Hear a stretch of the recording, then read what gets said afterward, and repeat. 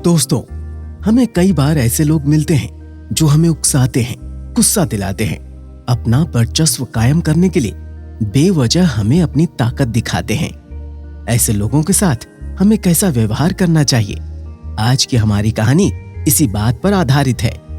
ये कहानी सुनकर आपका मनोरंजन तो होगा ही, साथ ही हम आशा करते हैं कि आपको कुछ सीखने को भी मिलेगा। तो फिर देर किस बात की, आइए शुरू करते हैं हमारी आज की कहानी। एक बार की बात है, किसी गांव में एक गुरुजी रहते थे जो अपने आश्रम में गांव के लड़कों को युद्ध कला का अभ्यास कराते थे। गांव के लड़कों के साथ साथ गांव के सभी लोग भी उनका बहुत सम्मान करते थे। उसी गांव में एक नौजवान लड़का किसी दूसरे राज्य से युद्ध कला में निपुण होकर अपने गांव वापस आया। वो उस राज्य के राजमहल के अन्य सिपाहियों के साथ युद्ध करता था। उसे अपनी युद्ध कला पर बड़ा घमंड था। जब वो अपने गांव वापस आया तो उसे गुरुजी के बारे में पता चला। वो अपने गांव के लोगों से और अपने रिश्तेदारों से मिला। सबसे मिलने के बाद वो ये जान गया कि यदि इस गांव में प्रसिद्ध होना है तो इस गांव के गुरु को युद्ध में हराना होगा।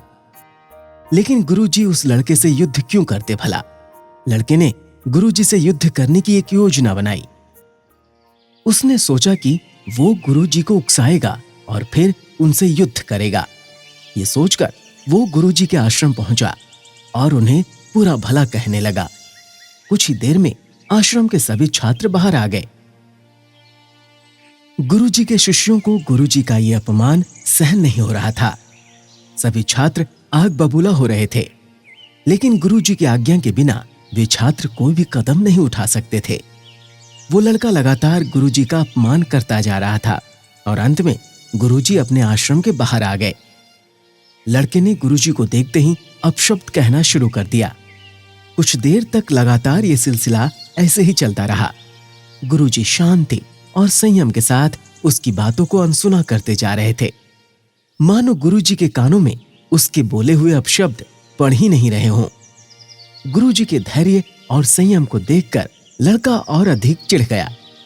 अब उसने गुरुजी के पूर्वजों का भी अपमान करना शुरू कर दिया। इतना सब होने के बाद भी जब गुरुजी पर कोई असर नहीं हुआ तो वो लड़का उस आश्रम से वापस चला गया। इधर जब गुरुजी अपने आश्रम के अंदर आए तो सभी छात्रों ने गुरुजी से नाराज होकर उनसे सवाल किया। गुरुजी, आपने उस लड़के को जवाब क्यों नहीं दिया? आप इतने कायर कैसे हो सकते हैं गुरुजी? ये सब सुनकर आपका खून क्यों नहीं खौला गुरुजी?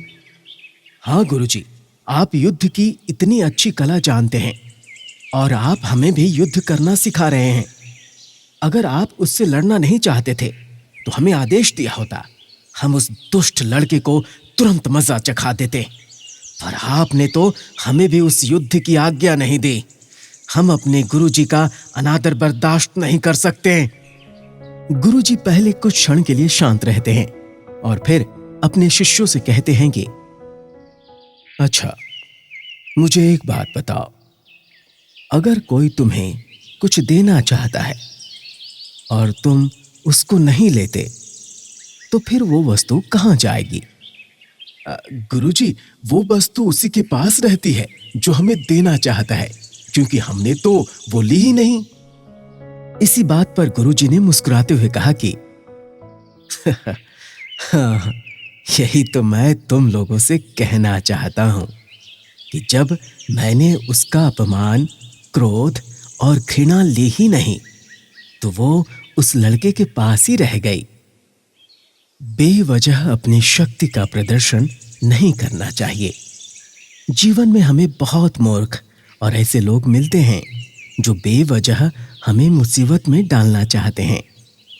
ऐसे समय में हमें संयम रखना चाहिए और इस बात पर गौर करना चाहिए कि क्या वो वस्तु जो वो दे रहा है वो लेने लायक है या नहीं।